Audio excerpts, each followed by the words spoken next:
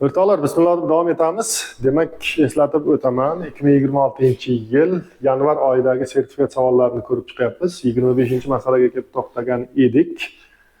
Demak, nima deyilyapti qarang. Tok kuchi 0 dan 3 gacha o'zgarganda energiya 9 ga o'zgardi. Yuk 2 voltga kamayishi degan narsa mana shu joyda tushmagan. Xullas, yuk 2 volt bo'lishi uchun-da bu.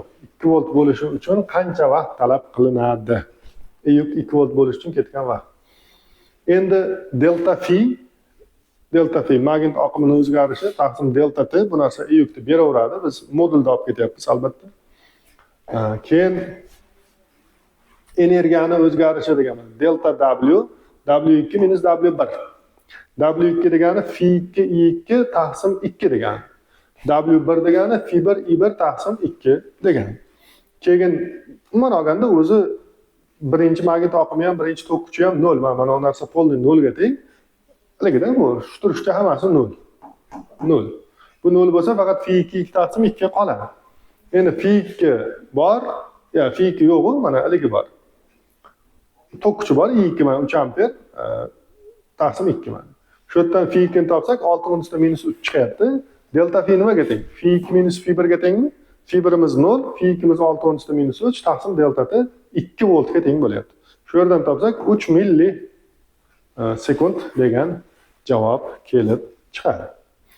Keyingi masala 26-masala. O'zgarmas tok manbaiga ideal induktiv g'altak ulangan. Bunda 4L1 teng 3L2 ga birinchi g'altakdagi oqim 72 milliveber bo'lsa, ikkinchi g'altakdagi oqim qancha deyapti. Endi asl matnida g'altaklarni aktiv qarshiligini hisobga olmang deb aytilgan ekan. Buni hisobga olmaymiz demak. Faqat chizmada bitta narsa bor. Imtihonga kirib chiqqan o'quvchilarim ham aytdi. Mana bu L2 ni oldida 3R qarshilik ekan, L1 da oldida 4R qarshilik bo'lar ekan. Mana bu yerda 3R ga 4R joyi almashib qolgan bo'ladi. Past 3R, tepa 4R bo'lishi kerak edi. Keyin nima qildik qarang. Mana birinchi safargi magnit oqim 72 teng L ko'paygan 3i dedim. Nimaga? Agar mana bu ikkalasi o'sha 3R bilan 4R parallel bo'lsa, bu yerda 3R tokdan, 3R qarshilikdan 4i tok o'tsa, 4R qarshilikdan 3i tok o'tadi. Ko'paytmasi teng bo'lishi uchun. Nima uchun ko'paytma teng bo'lishi kerak? Chunki bular parallel. Parallel bo'lganda nima teng bo'ladi? Kuchlanish teng bo'ladi. Kuchlanish teng bo'lish uchun mana 4 ga 3 12, 3 ga 4 ham nima? 12 bo'ladi. Shuning uchun ham mana buni tokini 4i deb belgiladim. Buniki nima bo'lib qoldi o'zidan? 3i bo'lib qoldi. Mana shu oddiy narsa. Keyin 72 shunda L1 ko'paygan 3i bo'ldi. Bundan L1 i ni o'zini topsak 24 Weber bo'lyapti. 24 Weber. Endi L2 ni topadigan bo'lsak, phi 2 ni topadigan bo'lsak, bu L2 ko'paygan 3i bo'lishi kerak edi. Mana bu yerda, uzr. Yozilmay boya to'g'rilayman deganda qolib ketdim. 4i bo'lishi kerak edi. 4i. Keyingisida yozilgan ekan bu yerda. 4i bo'lishi kerak edi. Endi L2 ni o'rniga 4L1 taqsim 3 qo'yamiz va bu yerdan L2 ni topsak 3 pastga bo'lish bo'lib chiqadi. 4L1 taqsim 3 ko'paygan 4i. Shu yerda 4 kare 4 16, 16 taqsim 3 L1 i bo'lib qoldi. L1 i'miz 24 ga teng edi. Mana bu 24 olib kelib qo'ysam, oxirida javob nima chiqadi? 128 Weber chiqadi. Bu yerda boya birinchisida qarshiliklarni to'g'rilamay ishlavdik. Mana bu phi 2. Phi 2 128 Weber chiqadi. Milliweber chiqadi. Boya men ishlaganimda chizmani o'zi bo'yicha ishladim. O'sha joyi almashib, ikkalasining magnit oqimi teng chiqib qoldi-da. Magnit oqimi chiqib qoldi, bir xil chiqib qoldi. Keyin o'quvchilarim aytdi, ustoz buni joyi aslida teskari edi, ichkarida dedi. Shunga to'g'rilab ishlaganimda haligi ikkovini tenglagan joyim o'chmabdi, qolib ketdi shu way. To'g'rilashda esdan chiqqan. Xullas, keyingisi 27-misol. Sig'imi 20 mikrofarad bo'lgan kondensator, induktivligi 0.18 bo'lgan g'altakdan iborat tebranish konturi bor. Kondensatorda dastlabki kuchlanishi 10 ilzosida 10 bo'lgan, qandaydir vaqtdan keyin uni kuchlanishi 8 ilzosida 10 bo'lgan. G'altakdagi oniy tok kuchi qancha bo'ladi o'sha vaqtda deyapti. Mana kondensator zaryadlangan bo'ladi boshida. O'sha bir tarafi plus, bir tarafi minus zaryadlangan bo'ladi. Shu zaryadlar g'altak orqali o'tib, mana bu g'altakdan tok hosil qilganda g'altakning magnit maydon energiyasi ham yig'iladi. Kondensatorda elektr maydon energiyasi kamaysa, g'altakning magnit maydon energiyasi ko'payadi bu yerda. Ikkovini yig'indisi esa nima qiladi? O'zgarmaydi. Mana bu narsa nima bu? Energiyani saqlanish qonuni tenglamas. Endi bizda ikkilardan oldin mana bu maksimal kondensatorning maksimal energiyasi bu. Mana bu kondensatorda odatdagi oniy energiyasi, mana bu o'sha vaqtdagi g'altakning oniy energiyasi. Bu yerda ikkilar qisqartirib yuborganman va shu yerdan I ni topsam, oxirida mana bu formula chiqadi. O'rniga qo'yib hammasini hisoblaydigan bo'lsak, shu 200 milliamper degan javob chiqadi. Mana buni hisob kitobi 0,2 amper bo'ladi. Endi bu 200 milliamper degan.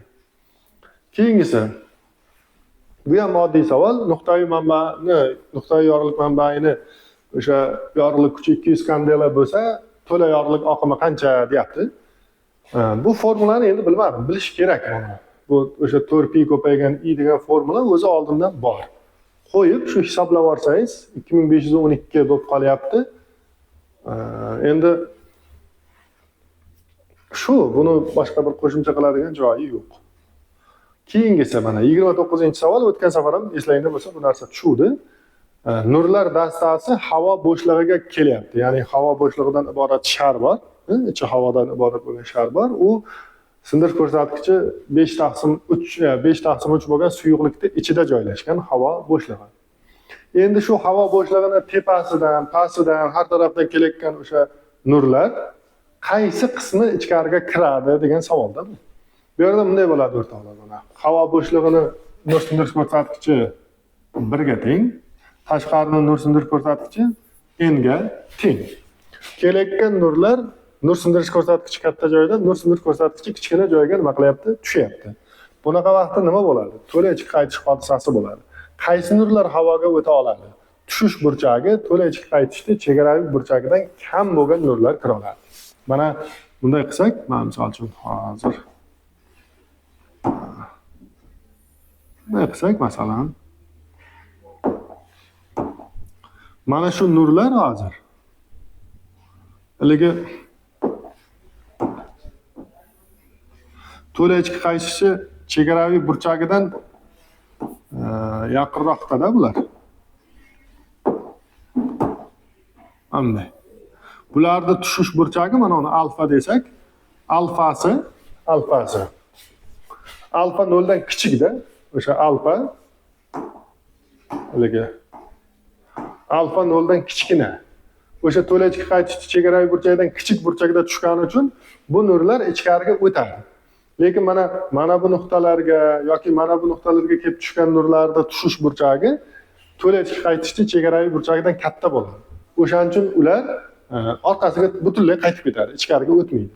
Xullas kalom, ichkariga kirgan nurlarning radiusi mana bu kichkina r, katta r bilan burchak qarshisidagi katet bo'lib, haligi gipotenuzani qarshisidagi katet bo'lib topiladi. Endi bu yerda to'la ichki qaytish chegaraviy burchagi sinus alfa 0 1/n ga teng edi. Buni kichkina r taqsim katta r qilamiz.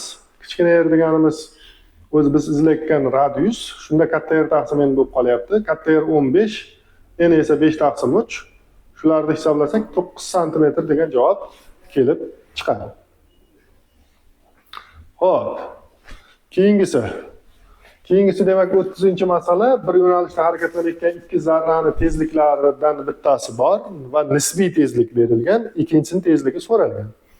Endi birligi emas, buni o'zingiz ham bemalol yecha olasiz menimcha. Mana birinchidan nisbiy tezlikning formulasini bilish kerak. Mana shu nisbiy tezlikning formulasi V1 deb berib V2 ni so'ragan oddiy tenglama ko'rinishdagi misol. Nisbiy tezlikda mana S/3 degan, V1 da 8/9 degan, V2 yo'q. V1 lar o'rniga 8/9 ni qo'ydim. Shuni soddalashtirdim. Keyin yana soddalashtiryapman va oxirida mana bu S bilan mana bu S'ni qisqartirib olib, mana bu 3 ni bu yoqqa ko'payish qilib chiqarib, hisob kitobni oxiriga yetkazsam 15S/19 degan javob kelib chiqdi. Xo'p, keyingisi demak mutlaq oq sirtga tik ravishda to'lqin uzunligi 400 nanometr bo'lgan 2 darajasi 20 ta foton 3 sekund davomida tushgan yorug'likning bosim kuchini toping. oq sirt bo'lsa o'rtoqlar, nur tushib qaytayotganda P impuls bilan urilib, P impuls bilan qaytadi. Ya'ni oq sirtga urilgan nurlar to'liq qaytadi. Va bunda impulsning o'zgarishi delta P. Bittasiniki deylik, mana bitta foton urilib qaytgandagi impulsning o'zgarishi 2P ga teng bo'ladi. Bitta fotonning impulsining o'zgarishi. Ya'ni sirtga, mana bu sirtga ular 2P impuls berib, o'zlarining ham impulsi shunchaga o'zgarib ortiga qaytadi. Hamma fotonniki bo'ladigan bo'lsa, shu 2P ni nima qilishimiz kerak? N ga, ya'ni fotonlar soniga ko'paytirishimiz kerak. Endi delta P taqsim delta T ni menimcha hammamiz bilamiz. Delta T vaqt, urilish vaqti mana 3 sekund davom etgan. Foton impulsi menimcha bu ham hammaga ma'lum, h taqsim lambda bo'lishi. Shu, mana shu narsalarni o'rniga qo'yib sekin hisoblasak, shu yerdan javob mana 22 mikronewton bo'lishi kelib chiqadi.